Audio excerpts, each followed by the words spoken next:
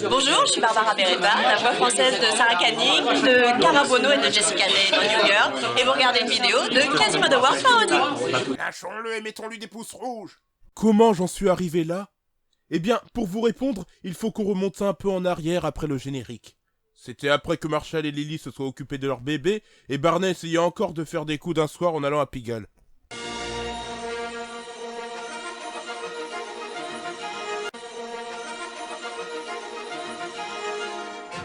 Un et 2 et 3 et 5.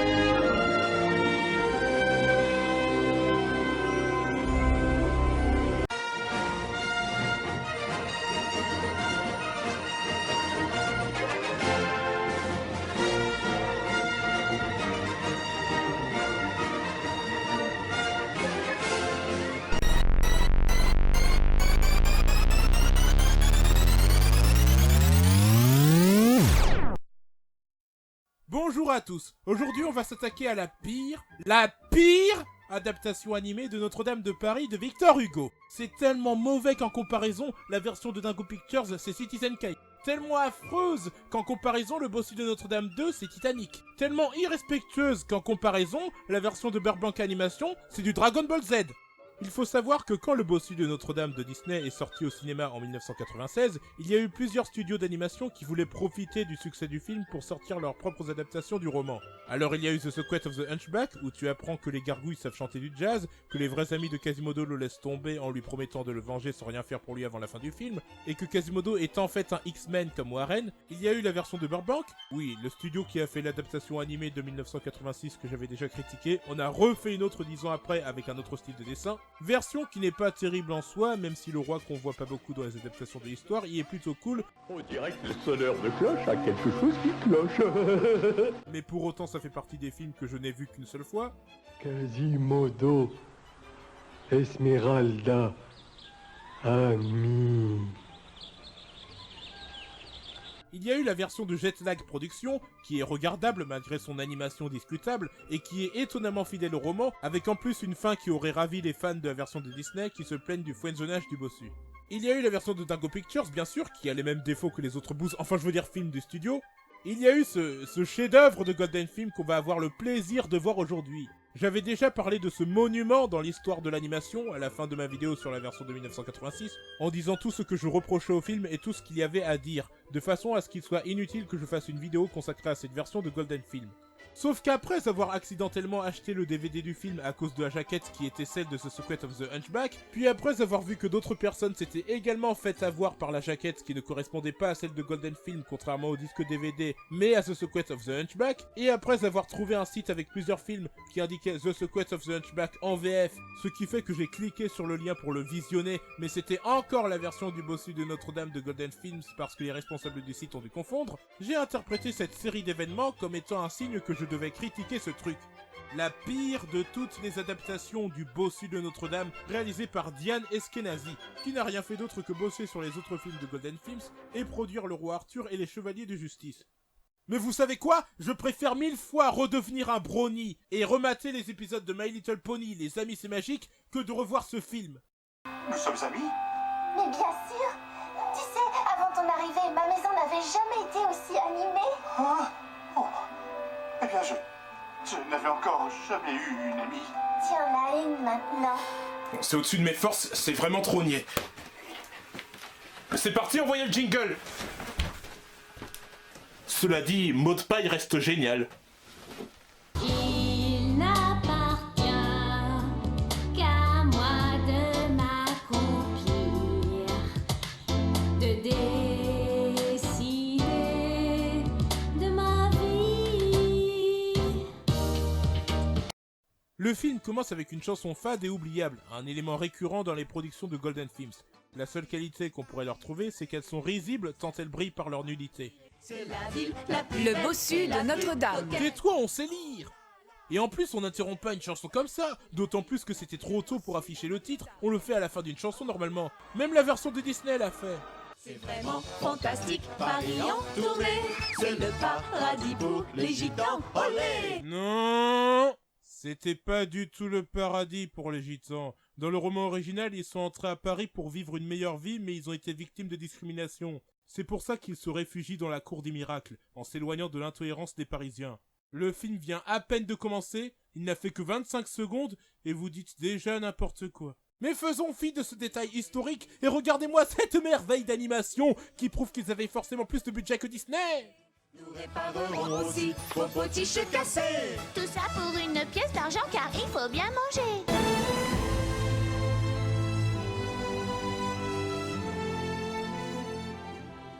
Là pour le coup, je pense que la VO est meilleure que la VF, ou contrairement à la VO où ils avaient les moyens d'avoir des choristes, faute d'avoir les moyens pour faire une animation décente et de meilleures chansons, ils avaient qu'une femme et 2 ou 3 hommes pour faire les chœurs en VF. Et vous remarquerez le petit caméo de Belle et son frère tout droit sorti de la version de La Belle et la Bête de Golden Films.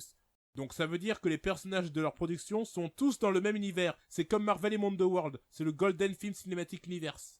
Le champagne, la musique et les beaux manoirs. Alors en VO c'est un jeu de mots pourri sur le mot château, c'est pour ça qu'ils ont mis un chat et des orteils, vu que orteil en anglais ça se dit tôt, mais en VF cette scène n'a absolument aucun sens. Alors allez vite, Le vélo derrière. Ah cette VF. plantez là à ne rien faire. Saisissez la chance, n'attendez pas demain. La vie est une fête, chérie, ne rate pas le train. Les trains n'existaient pas au 15e siècle, jeune femme dont la voix ressemble pas mal à celle d'Angelo Adebrouille. Vous voyez l'un des gros problèmes du film ? Il n'y a aucune scène, aucune minute, aucune seconde sur laquelle il n'y a rien à redire. Tout est bâclé, et la VF n'arrange rien. Son public nous adore, qu'il soit noble ou populaire. Et il paye, il nous paye. Très très bien, merci beaucoup. Et vas-y que je recycle le dernier plan d'une scène précédente parce que j'ai la flemme d'animer un gamin qui dit 4 syllabes. Et il n'y a pas que ça qui est recyclé, parce qu'il nous repasse la scène de danse de tout à l'heure avec son animation saccadée. Et... Pensez à Paris avec nous, non ne résistez pas. Mais ils nous ont montré ce plan il y a 10 secondes montre en main. Donc cette abominable chanson se termine, les 10 hommes qui formaient une tour pendant le numéro musical finissent par tomber, que c'est drôle. Et la caméra nous montre enfin le bossu, mais se ravise et se focalise plutôt sur des chauves-souris à la voix agaçante. Il fait chaud dehors, mais les chauves-souris sont dans le beffroi. Je crois qu'il est l'heure de boire une bonne tasse de chocolat. Tu seras obligé de le boire froid parce que j'entends quelqu'un. Eh ben, moi qui critiquais les blagues de Chevalier et Las Palais, je sais pas si vous êtes d'accord avec moi, c'est vous qui voyez. Il y en a qui ont essayé de faire de l'humour comme eux. Ils ont eu des problèmes. Pierre, où est Pierre? Et voici notre Frollo, qui ressemble exactement à Gaston de La Belle et la Bête de Disney, sauf que lui il a une moustache et que son film n'a pas eu de remake live action. Et c'est tant mieux parce que faire un remake de ce truc, c'est vraiment jeter de l'argent par les fenêtres. Et le rendu des personnages en 3D serait vraiment dégueulasse. Donc Gaston fait la morale à Pierre, son complice, qui a chanté au début du film avec une autre voix. Et voici Paris, oui Paris l'été. Oui, monsieur, vous avez interdit tout cela. Mais qu'en est-il de la magie, monsieur? Donc Gaston est vénère parce qu'il a vu que les Parisiens ont chanté et dansé au début du film alors qu'il avait interdit le divertissement, comme dans Footloose. Et comme dans Coco de Pixar. Est-ce que vous interdisez aussi la magie? Quoi? Je ne suis pas spécialiste en la matière, mais... Alors soit il y a une ellipse très mal gérée, soit un gros faux raccord pour qu'il passe de empoigné par le col en face de Gaston à adossé à la fenêtre derrière Gaston, et tout ça en quelques secondes. En fait, Pierre suggère à Gaston qu'il y a de la magie en ville parce que les instruments de musique d'une bohémienne sont vivants. Mais Gaston, qui est le fils du baron, désapprouve la magie. Il est bon de se remplir la panse, et ce poulet est un régal. Je suis gros, donc c'est drôle. La totalité des scènes du baron se résume à lui qui est obèse à cause de son habitude à manger tout le temps, parce que comme si ce film n'était pas assez mauvais, il est grossophobe. Donc Gaston ou Frollo comprend que si la plèbe continue de regarder les danses de la bohémienne, ils ne vont pas travailler et donc ne vont pas payer ses taxes. Il décide alors de faire arrêter la bohémienne qui, comme vous l'aurez sûrement compris, est Esmeralda. Sauf que dans cette version, elle s'appelle Mélodie, comme la fille d'Ariel, et comme ma cousine. Et notre héros Quasimodo apparaît enfin, et regardez bien comme la laideur de son visage effraie la lumière du ciel. Parce que oui, même si c'était simple à faire, ils ont dessiné un bossu très beau au lieu d'un bossu difforme. La morale étant que la vraie beauté est la beauté intérieure, mais autant tout foirer en faisant en sorte qu'elle soit déjà extérieure à la base. Et au cas où vous douteriez de l'extrême fainéantise des animateurs, on a les chauves-souris qui parlent à Quasimodo, mais en restant à l'intérieur de la cathédrale quand il fait encore jour, dans un faux chant contre chant, sans même bouger la bouche. Et en VF, je sais pas ce que les responsables ont fumé. Quaz, where you going? Hey, didn't even give us any breakfast. Be careful, man.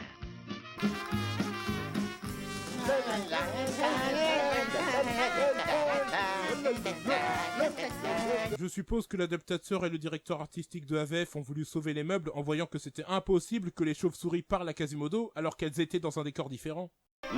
C'est un très bon fromage. Je parle de fromage sans aucune raison parce que je suis sûr que le public n'a pas compris que j'étais français. Capitaine Jean-Claude! Eh oui, le méchant ne s'appelle pas Frollo, il ne s'appelle pas Gaston, il s'appelle Jean-Claude. L'un des premiers prénoms français auxquels pensent les Américains. Mais sérieux, vous prenez Jean-Claude? Mais enfin, ça, c'est pas un prénom pour un méchant. On se sent bête en le disant. Jean-Claude. Non mais... Attention, voilà Jean-Claude! Il tremble dès qu'on prononce mon nom.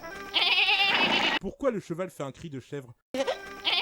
Oh, oh, regardez, le baron est tellement gros qu'il est tombé. Vive la grossophobie, connard de scénariste!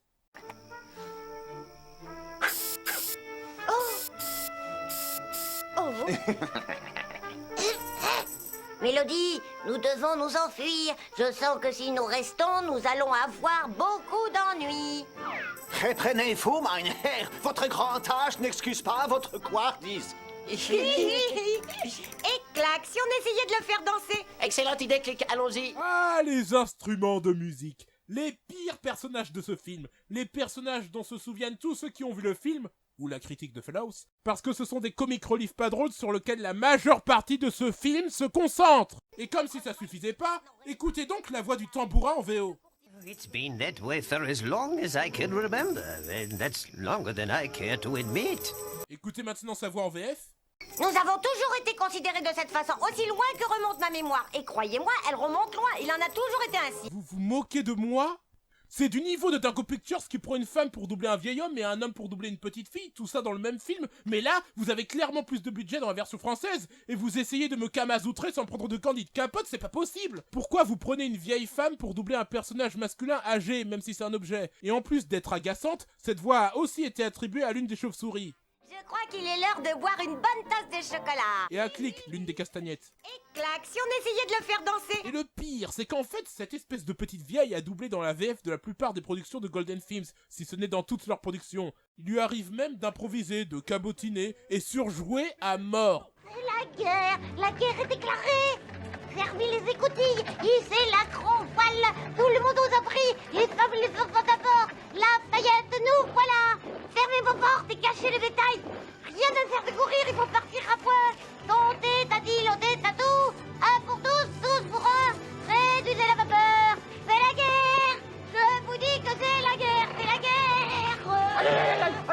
Dans cette ville, il est illégal de chanter, il est illégal de danser.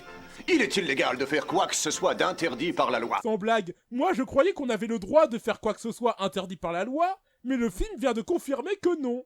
Et les chauves-souris assistent à la scène depuis le plan différent où il fait jour et où elles sont dans la cathédrale, tandis que les scénaristes semblent avouer qu'ils ont plagié La Belle et la Bête de Disney, puisque Gaston, Jean-Claude, propose à Mélodie de fermer les yeux sur son infraction si elle accepte de dîner avec lui. Je préfère 1000 fois aller en prison plutôt que de dîner avec quelqu'un d'aussi arrogant et d'aussi prétentieux que vous. C'était un oui, ça ne ressemblait pas tellement à un oui. Mais c'en était pas un. Non. Oui. Non. Oui. Non. Non. Non. Non. Non. Non. Non. Oui. Non, non et non. J'ai un très bon remède pour soigner les escervelés de ton espèce. Je fais installer la guillotine et je leur coupe la tête. Ah ben le film s'est transformé en Game of Thrones d'un coup. Mais Quasimodo se rappelle que c'est son film, c'est lui le bossu de Notre-Dame, et vient la sauver. Ce qui ne sert à rien puisque Mélodie et ses instruments s'enfuient quand Jean-Claude s'écroule, grâce à l'humour grossophobe du film. Qui t'a permis d'intervenir, espèce d'horrible monstre? Mais c'est pas un monstre! S'il était pas bossu, ça passerait crème. Vous êtes pas capable de dessiner un personnage moche et vous faites comme s'il l'était quand même. Oh, faites attention avec votre archer, monsieur Paganini. Viens vite, Clic. J'arrive, Clac, je te suis. La ferme. Cette bohémienne a osé se moquer de moi. De moi. Pas de n'importe qui, oh non, de moi. Vous êtes vous, ça c'est sûr. Ça ne fait aucun doute, comme vous l'avez dit, vous êtes vous. Quel dialogue brillamment écrit.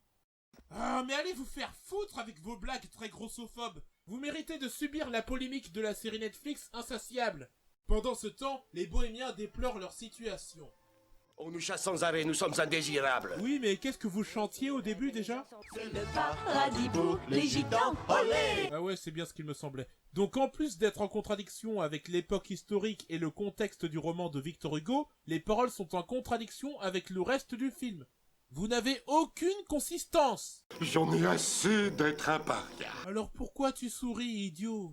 Cette scène de 1 minute ne sert à rien, elle montre juste que les bohémiens, mélodies et les instruments ne comprennent pas pourquoi Jean-Claude ne les aime pas et pourquoi il interdit la musique et les chants. Tout de suite on retrouve Jean-Claude et Pierre, même si on vient de les voir et qu'on aurait pu enfin se focaliser sur le beau cible de Notre-Dame, mais bon, je dis ça, je dis rien. Je suppose que nous n'allons pas nous arrêter pour dormir cette nuit. Non, je ne le suppose pas non plus. Non, si. Non. Non, si. Non. D'accord. Ils étaient tellement fiers de l'humour de la scène du non qu'ils l'ont recyclé même si les décors ne sont pas les mêmes. Et en VO, ils utilisent carrément les mêmes enregistrements. Ce sont des flemmards jusqu'au bout. Enfin bref, une énième blague grossophobe plus tard, on revoit pour la 3e fois la scène de danse, puis les bohémiens s'enfuient à l'arrivée de Jean-Claude. Mélodie, en revanche, reste bêtement sur place en souriant sans raison. Sauve-toi de la cathédrale, Mélodie! Dépêche-toi! Il arrive! Va vite te cacher! Tu seras en sécurité dans la cathédrale! Merci! Jean-Claude ne pourra rien contre toi! Ah. Et c'est en suivant les conseils de ses enfants assez mal doublés que Mélodie et ses instruments se rendent à la cathédrale, mais pas les autres bohémiens parce que pas les autres bohémiens, c'est tout. C'est aussi évident que la différence entre un bon chasseur et un mauvais chasseur. Je suis bien obligée d'admettre que mes jambes n'ont plus leur vigueur d'autrefois. T'as même pas de jambes! Arrêtez de leur faire dire des commentaires qui n'ont pas de sens. Et je vais même pas m'attarder sur ce cheval qui fait un bruit de chèvre uniquement en VF, là où en VO c'est clairement un homme qui fait sa voix en hennissant. Et pourquoi chercher à développer le personnage de Mélodie, qui est quand même l'un des protagonistes principaux, quand on peut s'attarder sur les instruments dont certains tirent la porte et d'autres poussent? Que c'est drôle! Jean-Claude et Pierre se lancent à leur trousse, mais... Regardez dehors, les gars, il y a une fille à la porte. Oui, elle a l'air d'avoir des ennuis, faisons-la entrer.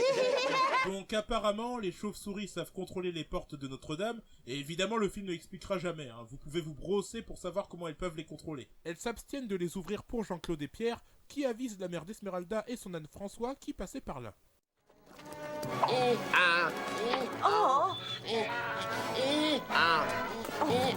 Ça vient de se produire. Cet âne est doublé par un homme.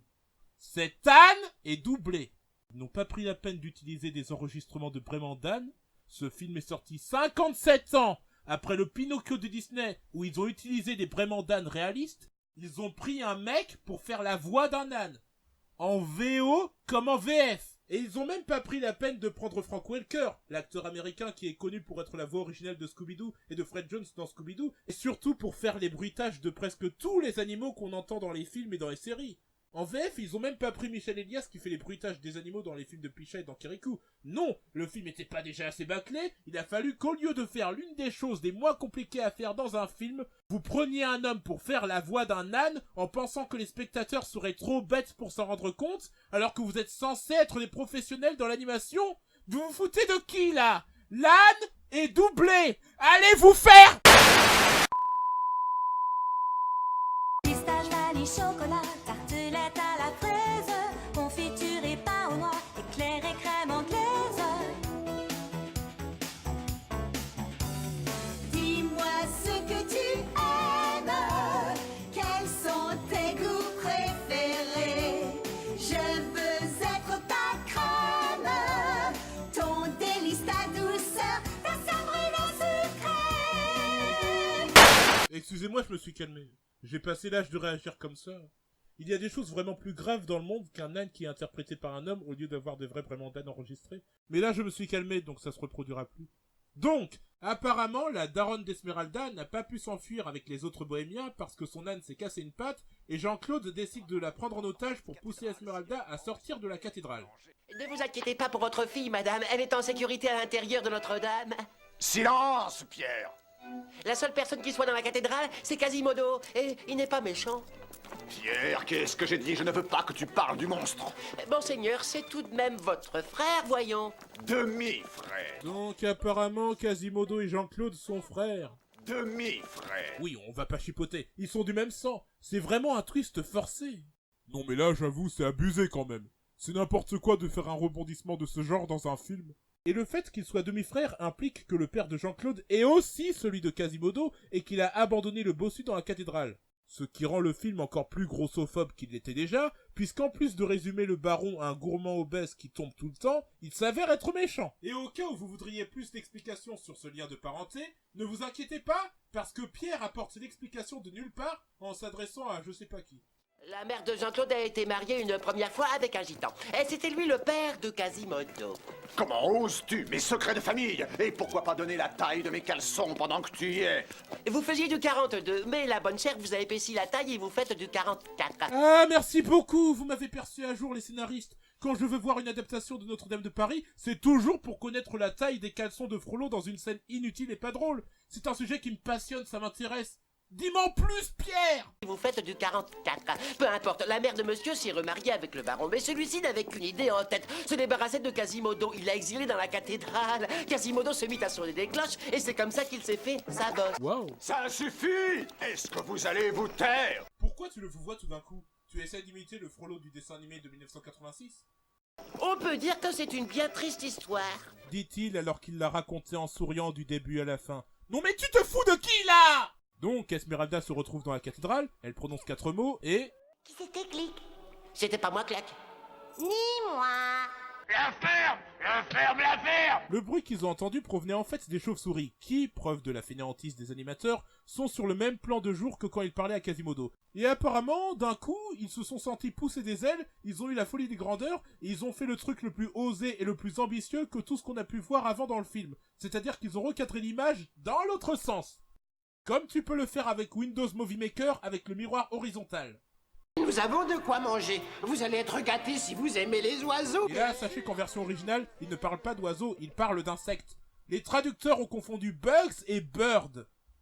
Ou alors ils ont trouvé que c'était plus méchant de manger des insectes, alors ils ont dû édulcorer en remplaçant insecte par oiseau. Oh, ce qui me plairait, c'est une bonne choucroute et des strudels. J'adore les strudels. Je suis fou des strudels. Eh oui, j'en avais pas parlé jusque-là, mais l'accordéon d'Esmeralda a un gros accent allemand caricatural. Parce que comme si ce film n'était pas assez mauvais, il est raciste. Esmeralda entend le son des cloches et décide d'aller voir qui les fait sonner. Mais pas avant que l'un des animateurs se soit fait un petit kiff en faisant cligner les yeux d'une femme dessinée sur un vitrail qui n'apparaît que 4 secondes. Sans doute un stagiaire qui s'est trompé de dessin, qui sait. Dîner, il faut monter les escaliers. 1, 2, 3. Et on arrive à l'une des séquences les plus insupportables et les plus inutiles du film, celle où, pendant 1 minute, Esmeralda et les instruments gravissent les marches pour se rendre dans le beffroi, et on s'attarde sur les commentaires et les plaintes des instruments qui, de toute évidence, sont les vrais héros du film. En avant, Clac. Mais c'est très haut. On va y arriver. Clic, clac. Mon archer sur le point de rompre. Je sens bien que je n'aurai pas la force de monter une marche de plus. Attention, j'arrive. 1, 2. La ferme! Taisez-vous! Taisez-vous! Cette scène est du pur remplissage. Ben tiens, moi qui me plaignais des épisodes filler dans Naruto Shippuden et dans Fairy Tail, ils arrivent dans le beffroi où les chauves-souris continuent de rire pour rien. Fais pas ta mauvaise tête et fais un sourire aux chauves-souris! Arrêtez. Enfin, ça fait 9 minutes qu'on l'a pas vu. Quasimodo. Il a l'air d'être très gentil. Ben il a juste dit arrêtez et il s'est planqué derrière une cloche. Comment tu peux savoir si quelqu'un est gentil quand il crie juste un mot et qu'il se cache? Alors Mélodie insiste pour qu'il sorte de sa cachette, car elle ne croit pas qu'il puisse être vraiment laid, et il finit par se présenter pour que l'intrigue avance. Allez-y, moquez-vous. Je sais que je suis laid. Je suis un monstre. Oh! Ah! Il est horriblement beau! Non mais franchement, arrêtez de faire comme si Quasimodo était moche, alors que c'est sûrement le plus beau personnage du film. Et en plus, le bossu de Notre-Dame 2 avait mieux géré ce genre de scène. Et ensuite, Quasimodo lui offre des clochettes.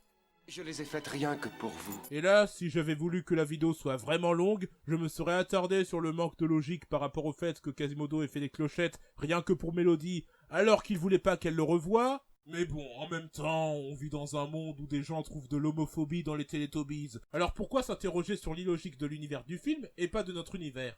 Enfin bref, après ça, le film se concentre pendant 15 secondes sur les instruments de musique qui font des remarques que tu peux trouver sur certaines parties de jeuxvideo.com, les clochettes rient sans raison, on apprend enfin pourquoi les instruments sont vivants. C'est fantastique que les objets s'animent entre vos mains, Mélodie.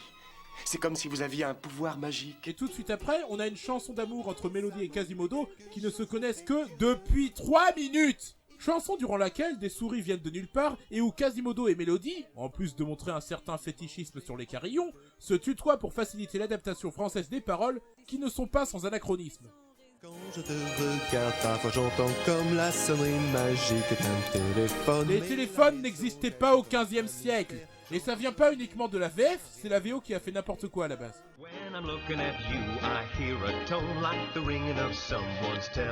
Bref, après que Quasimodo et Mélodie s'imaginent leur mariage, bien qu'ils se connaissent à peine, et après qu'on ait écouté la meilleure chanson du monde, Mélodie est alertée par l'Anne-François que Jean-Claude a enlevé sa mère. Et au cas où vous vous le demanderiez, non, François ne lui parle pas en langage humain, il s'exprime toujours avec des faux braiements d'âne faits par un homme, même si en VO, ils ont fait l'effort de prendre de vrais braiements uniquement pour ce passage. Peut-être que l'homme qui faisait sa voix dans les scènes précédentes était indisponible, alors le directeur artistique s'est sorti les doigts du cul. Esmeralda se précipite donc dans les escaliers, et on a encore une scène qui s'attarde sur les instruments de musique qui descendent les escaliers en se plaignant avec des stéréotypes racistes. Oh, mamma mia. Mais les chauves-souris méchantes bloquent la porte, tout en restant au même endroit où elles étaient depuis le début du film, et finissent par les laisser partir. Mais même quand ils partent tous à la recherche de la mère de Mélodie, les instruments continuent leurs petits commentaires. Finalement, ça n'est pas assez difficile à diriger. Les moyens de transport n'est vraiment pas adapté à un instrument aussi vénérable que moi. Je vais être clair, je te demande une fois pour toutes de fermer ta gueule. Et pour un violon italien sensible et sophistiqué... Mais il n'y a donc aucun moment de silence dans ce film. Ça ne la ferme jamais. La mère de Mélodie est en réalité enfermée dans une grange, ce qu'il découvre grâce aux indications insupportables de François. Est-ce que c'est là? Tu dis que ma mère est à l'intérieur? Et la mère de Mélodie n'est manifestement pas malheureuse de sa situation, au contraire, puisqu'elle organise une fête de beauf avec les animaux qui habitent à la ferme. La ferme? Quelle ferme? À la ferme ta gueule, toi du con, espèce de crétin. Et apparemment, leur danse s'achève avec une partouze dans ce film pour enfants. Je n'en peux plus, ça suffit, arrêtez. C'est pour les enfants. Et Mélodie et ses instruments arrivent au moment où la daronne s'est évanouie à cause d'un orgasme.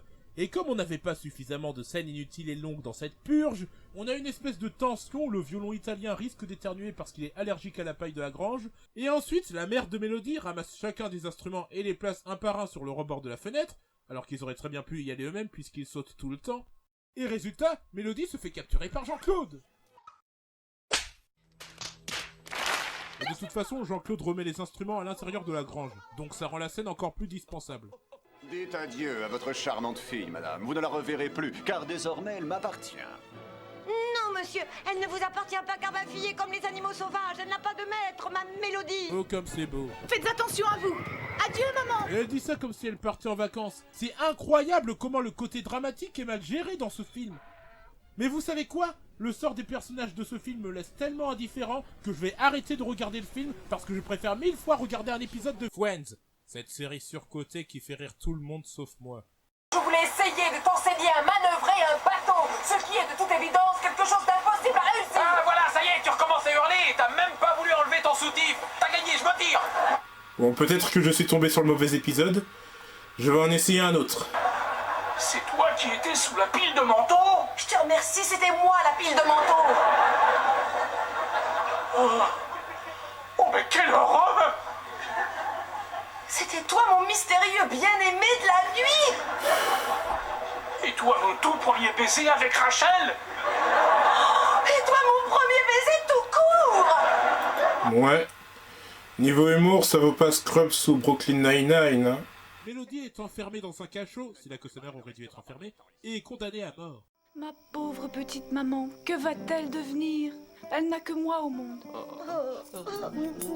Il n'y aura plus de grandes fêtes autour du feu. Je ne la verrai plus jamais danser joyeusement. J'en ai rien à foutre. Mais les clochettes que Quasimodo lui a données s'échappent de la prison en passant à travers les barreaux et vont prévenir la daronne de Mélodie et les instruments de musique que Mélodie va être exécutée à l'aube quand Quasimodo va sonner les cloches de Notre-Dame.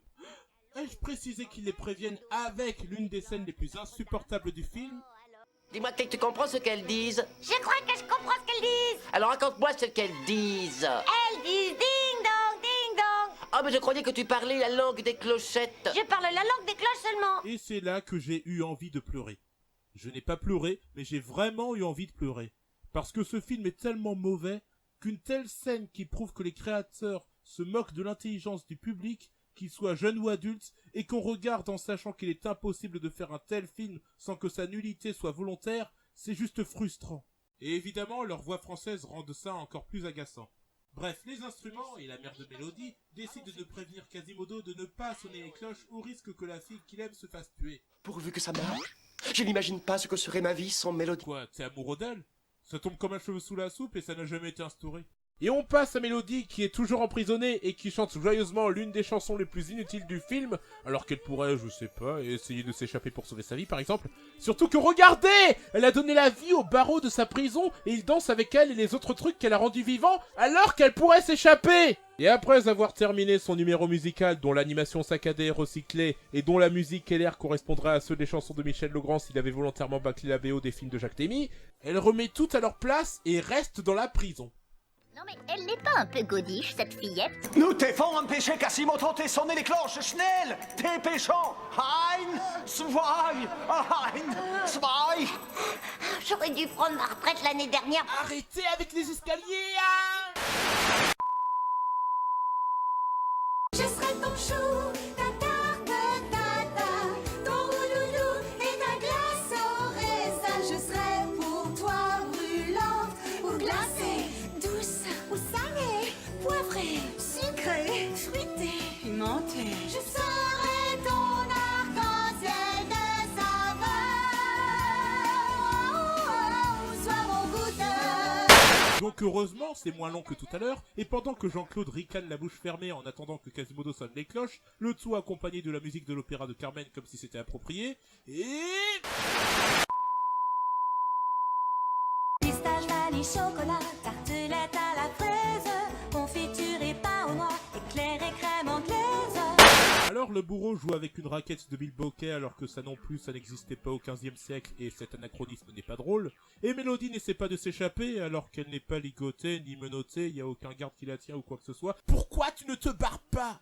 Et même si Quasimodo ne sonne pas les cloches, c'est quand même l'heure de l'exécuter. Pourquoi vous êtes tous bêtes dans ce film? Enfin bon, pendant qu'en fond sonore, la musique de l'opéra de Carmen a cédé sa place à celle de Dans l'antre du roi de la montagne, les instruments de musique arrivent au clocher et préviennent Quasimodo et les chauves-souris qu'il ne faut pas sonner la cloche. Putain, même le sauvetage de Mélodie est nul, et Jean-Claude aurait dû l'exécuter au lieu d'attendre bêtement qu'il y ait un Deus Ex Machina. Et la scène n'a rien d'épique puisque non seulement elle est trop rapide et mal animée, avec ses bruitages de cartoon, mais en plus c'est Mélodie qui reste bêtement sur place en tendant le bâton pour se faire battre sans s'échapper. Ah, et puis on s'en fiche, c'est presque fini de toute façon. Mais qu'est-ce qu'il fait là? Il vient de sauver Mélodie et sans aucune transition, d'un coup ils sont devant la cathédrale et on dirait qu'ils se cachent le visage. Est-ce que ça va? Oh, Quasimodo, vous êtes beau, je vous assure. Vous avez les yeux les plus doux et les plus beaux que j'ai jamais vus. C'est vraiment comme ça que vous me voyez? Vous êtes comme ça. Mais si vous me trouvez beau, est-ce qu'il y a peut-être de la beauté en moi? Mais bien sûr. Alors peut-être le physique n'est-il pas si important? Il a fallu que mes cheveux soient dégagés de mon œil pour qu'on confirme que je suis beau et pour qu'on en déduise que le physique n'est pas si important. Donc la morale du film, c'est qu'on arrive à pécho si on cache tout le temps notre beauté.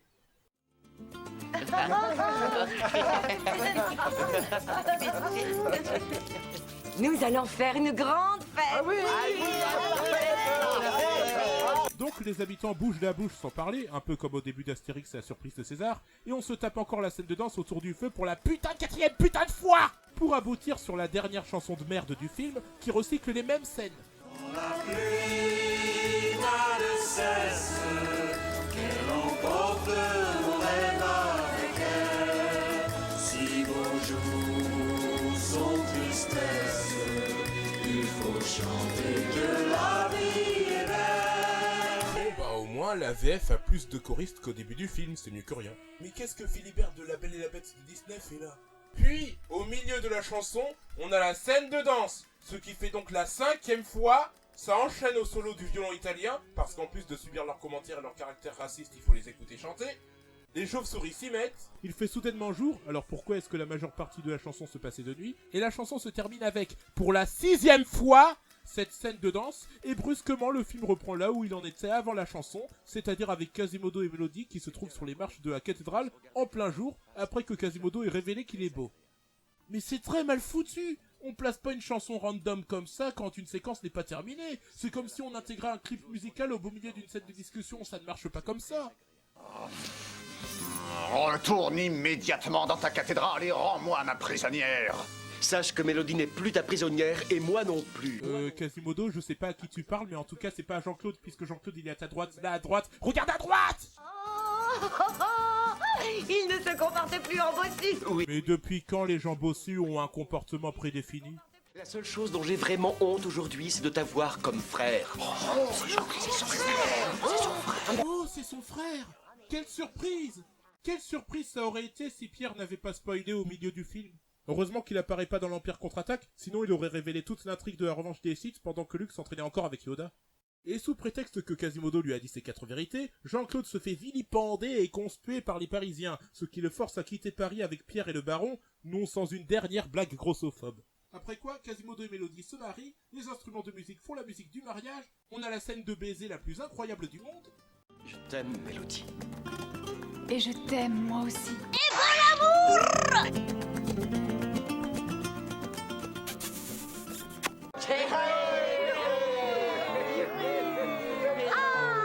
Mais qu'est-ce qu'ils font avec la tête en bas? Mais non, c'est nous qui avons la tête en bas. Ah, je me disais bien qu'ils avaient de grandes jambes pour des chauves-souris. Et c'est sur cette blague pas drôle que le film s'achève, parce que même si j'ai faim, personne ne reste sur sa faim, car c'est la fin, enfin. Et comme dans beaucoup de films de Golden Films, les comédiens ayant prêté leur voix à la VO du film ne sont pas crédités dans le générique de fin, comme s'ils avaient honte d'avoir participé à ce chef-d'œuvre et qu'ils ont préféré rester anonymes. Le générique ne dure que 3 minutes dans ce film qui ne dure que 44 minutes, et n'est rien d'autre que la chanson d'amour de Quasimodo et Mélodie reprise en entier, telle qu'elle était dans le film. Ils sont fainéants jusqu'au bout. Donc voilà, c'était le bossu de Notre-Dame de Golden Films, et c'était du lourd. Enfin, veuillez pardonner mes propos scatophiles, mais la vache, c'était à chier! Est-ce que ça vous est déjà arrivé de vous retrouver dans un endroit paumé et de n'avoir que 3% de batterie sur votre portable et d'essayer de joindre une personne pour vous aider mais elle met une plombe avant de décrocher et quand elle décroche enfin le portable s'éteint? Eh bien quand ça vous arrive, c'est aussi frustrant que le visionnage de ce film. Ça fait partie de ces films d'animation qui sont clairement destinés aux enfants et qui prennent ces derniers pour des imbéciles. Là, tout est raté dans ce film. Tout!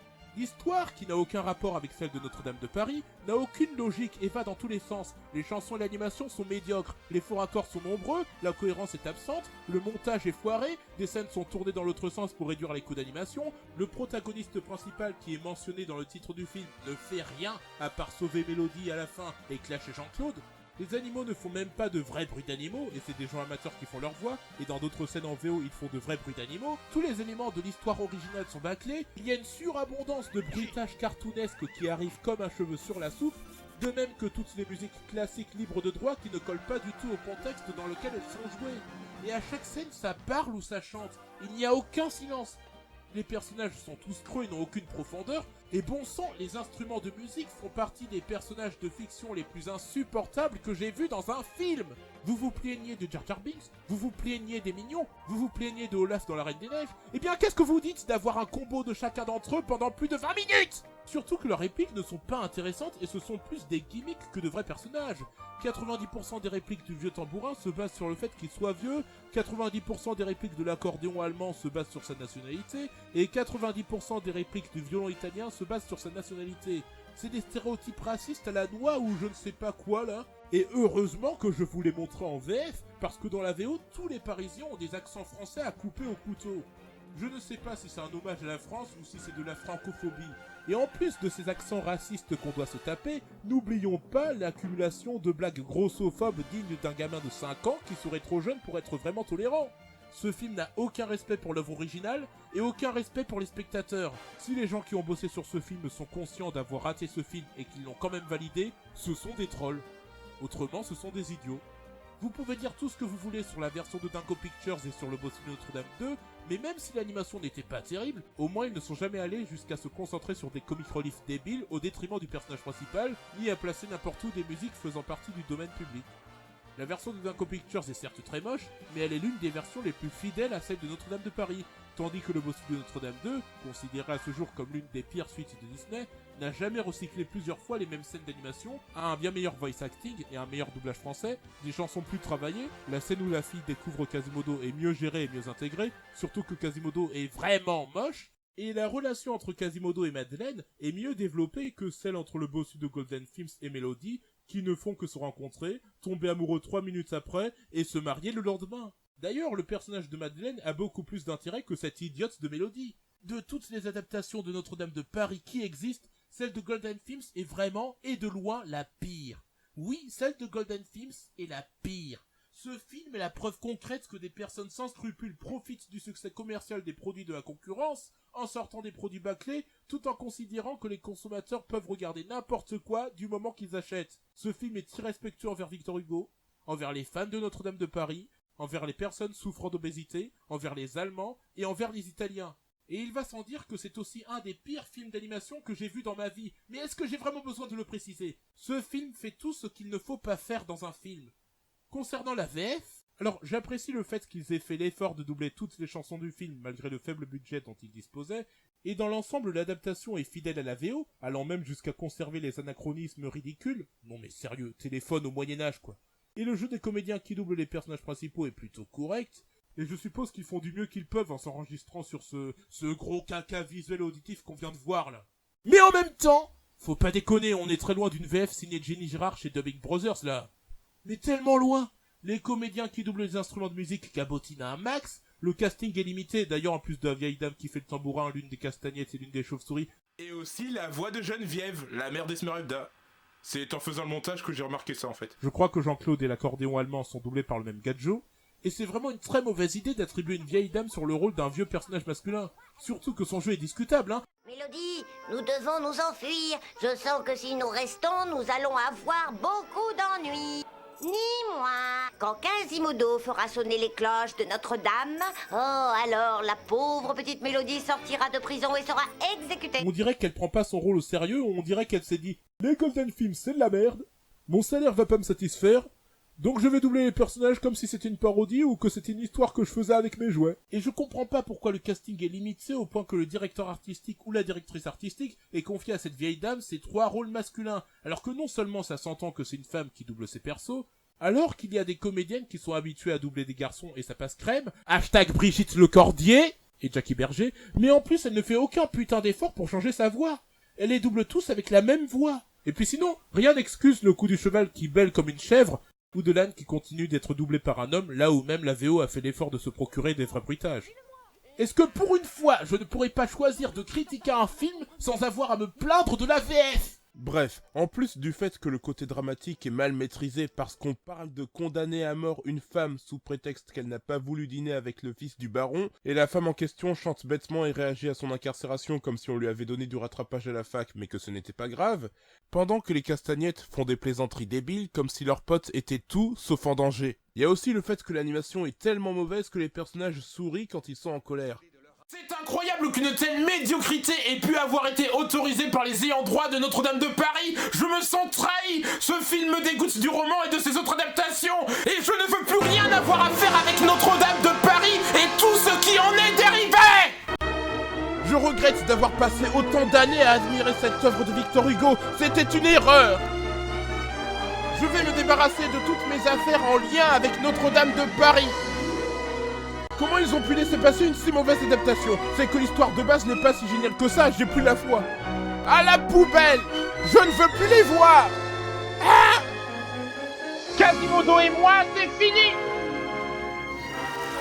Je vais aussi changer mon pseudo de Quasimodo World. C'est décidé, je vais me suicider et après je vais revenir et on ne m'y reprendra plus jamais.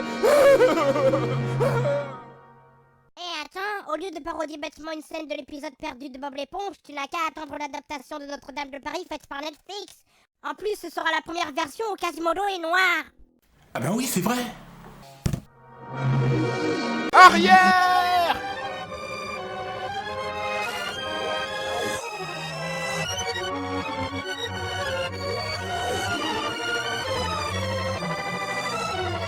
Donc, merci d'avoir visionné cette vidéo. N'hésitez pas à mettre un commentaire, à me suivre sur Facebook, à me suivre sur ma page Twitter, à vous inscrire à mon forum. Tous les liens sont dans la description. Si vous trouvez qu'il y a quelque chose qui cloche, cliquez là-dessus. N'hésitez pas à laisser un pouce vert, mais hésitez à laisser un pouce rouge. Et n'hésitez pas non plus à m'écrire ce que vous avez pensé de cette vidéo. Qu'est-ce que vous avez retenu? Il a dit qu'il n'aime pas Friends. Lâchons-le et mettons-lui des pouces rouges. Bon, on en était là quand vous êtes arrivés. Alors, c'est pas moi la victime dans l'histoire, hein? Moi j'ai rien fait, hein. Ils ont brisé ma vie, ils m'ont tout pris. Eh, t'es gentil, toi là-haut, tu m'oublies maintenant. Quoi? Je leur explique. Ils ont pas besoin qu'on leur explique. Ils suivent depuis le début. Ils savent ce qui s'est passé. Oh bah oui, mais... Laisse-moi tranquille. Oui, c'est vrai. Et là-dessus, sur le générique de fin, on enchaîne. Qu'à cela ne tienne, à la prochaine.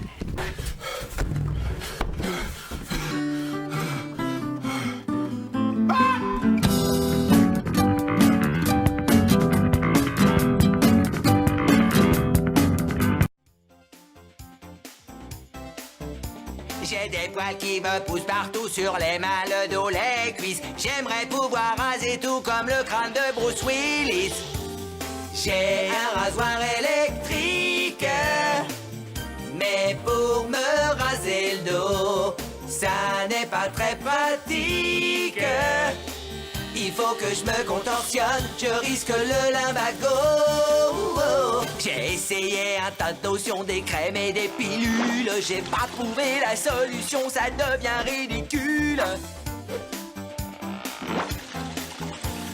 Y'a que le rasoir électrique que ma mère m'a donné, qui soit vraiment très pratique.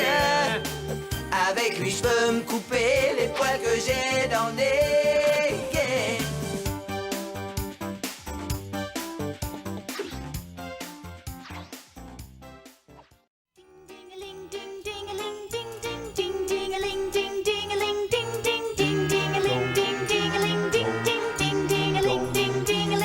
J'ai remarqué très récemment que quelque chose de très curieux se produisait à chaque fois que je rencontrais tes yeux.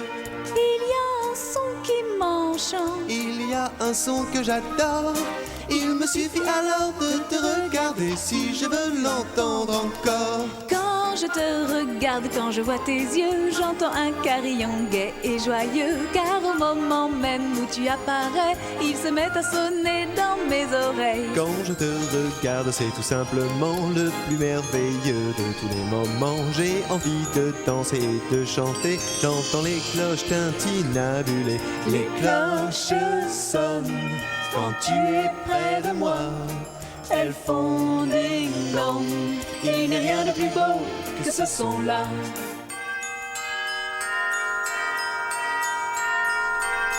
Quand je te regarde, tout est si sublime. Tous les sons résonnent et tous les mots riment. Comme le réveil matin près de mon lit, il y a cette douce sonnerie. Quand je te regarde, parfois j'entends comme la sonnerie magique d'un téléphone. Mais la raison reste encore un mystère. J'entends sonner, il n'y a rien à faire. Les cloches sonnent quand tu es près de moi. Elles font ding-dong. Il n'est rien de plus beau que ce son-là. Ding ding dong, ding ding ding dong, ding ding dong, ding ding ding dong, ding ding dong, ding ding ding dong, ding ding dong. Quand je te regarde, les cloches sonnent. Ding-dong.